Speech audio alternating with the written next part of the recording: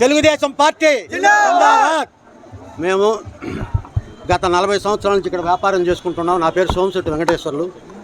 Telugu Desam party సేన చిన్నప్పటి నుంచి స్నేహితుడు నాకు. పోయినసారి నారాయణ గారిని నిలబడినప్పుడు దురదృష్టం, ఇక్కడంతా మేము పనిచేసాం, ఆయనకి మెజార్టీ వచ్చినప్పటికీ దురదృష్టవశాత్తు ఆయన ఓడిపోవడం జరిగింది.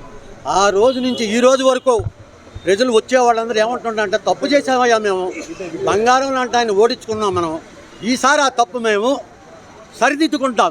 ఎందుకంటే రాజకీయ నాయకులు 2 విధాలుగా ఉంటారు. ఒకరు హామీలు ఇస్తారు, గెలిచిన తర్వాత చేస్తామంటారు. వాళ్ళు చేస్తారో లేదో మనకు తెలియదు. సార్ అట్లా కాదు, 500 చిల్లర కోట్లతో ఎంతో డెవలప్మెంట్ చేశాడు. మీరందరూ చూస్తూనే ఉండరు. అండర్ గ్రౌండ్ డ్రైనేజ్ చేస్తే వాటి మీద మూతలు పెట్టించేదానికి కూడా ఈ గవర్నమెంట్కి అది శక్తి లేదని అంటే ఇంకేం మాట్లాడుకోవాలి.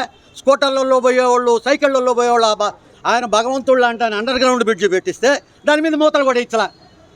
అంతలా తప్పు జరిగింది. ఈరోజు ప్రతి ఒక్కరికి ఇల్లు కావాలా? ఇల్లుందా? రాజధాని ఉందా? కట్టిన రాజధాని డెవలప్మెంట్ చేశారా? అది కూడా లేదు. ఆ విధమైన పరిస్థితుల్లో మనం ఉన్నాం. మళ్ళా మన అదృష్టం బాగుండే సారు ఇక్కడ క్యాండిడేట్గా నిలబడడం జరిగింది. ఆయన గురించి ప్రత్యేకించి చెప్పాల్సిన పని బల్లే, ఆయనకు అవసరం లే, అసలు ఈ విధంగా తిరగాల్సిన పని బల్లే. ఎన్నో ఇన్స్టిట్యూట్కి కోట్లకు అధిపతైన ఆయన ప్రజలకు నేను సేవ చేయాలా?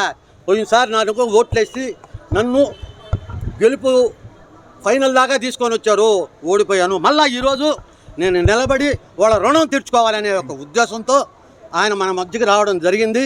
మేమంతా ప్రాణం పోయినా సరే ఆయన ఈసారి మొత్తం ఖచ్చితంగా గెలిపిస్తామని చెప్పి ఈ సందర్భంగా. మరెన్నో వీడియోల కోసం మా ఛానల్ ని సబ్స్క్రైబ్ చేసుకుని పక్కనే ఉన్న బెల్ ఐకాన్ ని క్లిక్ చేసి యాక్టివేట్ చేసుకోండి.